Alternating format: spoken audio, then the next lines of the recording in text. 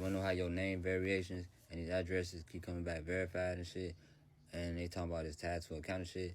LexisNexis. I just pulled a client's LexisNexis. I'm gonna opt out, freeze it, and then dispute the inaccurate items on the consumer report. Man, it's all these names, all these addresses, the same addresses that's maybe on your Experian, Equifax, or TransUnion. We know they don't conduct reasonable investigations. All they do is go to these secondary reporting companies, and then they see like, oh, it's on there. All right, boom, that's it. That's verified. That's their motherfucking investigation. So let's show you how to opt out, freeze, and then request your consumer report. Okay, first I'm gonna show you how to opt out of LexisNexis. So you type in LexisNexis opt out into Google, right? See the first option that pulls up for me. It's an official LexisNexis site.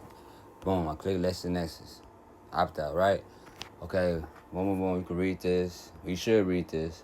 I click next, instructions, next. Now you have to have an opt out reason. I don't remember doing this before. I don't know if there's no or not, but whatever. I'm going to say I do not want my information shared. Now, if you was a victim identity theft, you use that choice. So I don't want my information shared. I'm gonna click next. I'm entering all my information and click next, and you're gonna keep following the instructions until you get to the end. Then it should say you opt out. You opted out of LexisNexis. Now, okay, here you're gonna request a security freeze on LexisNexis. So you will type in LexisNexis freeze. This is the disclosure. The first one, the second was requesting the freeze. Let's say PDF, but you should be able to do it online. Let's click the first one. Okay, request a security freeze, so you better do it online.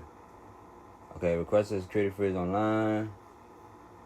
So you will say, who are you submitting a request for? You're going to say you're requesting it for yourself.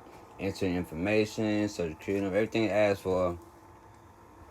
You're going to have to provide proof of identification. So you're going to need a social security card. That's category 1. And in category 2, you're going to need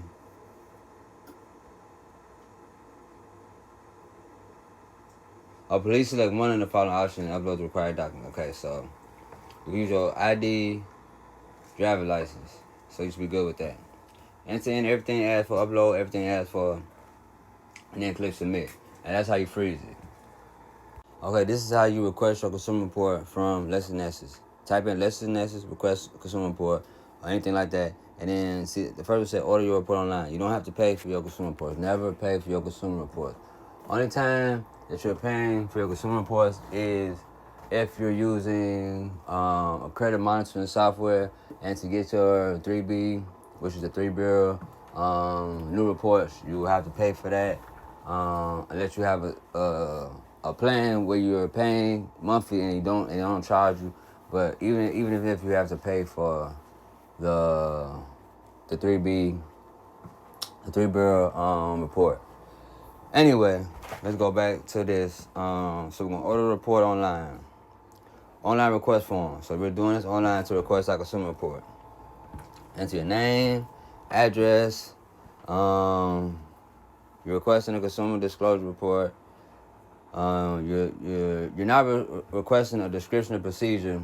Only time you request a description of procedure is if you disputed something, and let's say it came back verified and accurate, just like we would dispute Equifax, Experian, and TransUnion.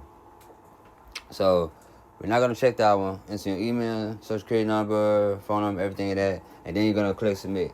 And they're gonna send you a correspondence through the mail. You're gonna have how they do it. They're gonna set you up with like a link and a PIN number. So you go to the link, enter the PIN number, and then you have access to your consumer report for 30 days. So you have to do it ASAP as soon as you get it. Download it, read through it, get all the inaccuracies out there. They're gonna have variation of your name, gonna have all the address you ever lived at, gonna have all your phone numbers, gonna have all that shit. That's how they verifying information when you're disputing it. I forgot the accounts they have. They might have LexisNexis might have charge-offs, might have bankruptcies. I'm not sure. I forgot.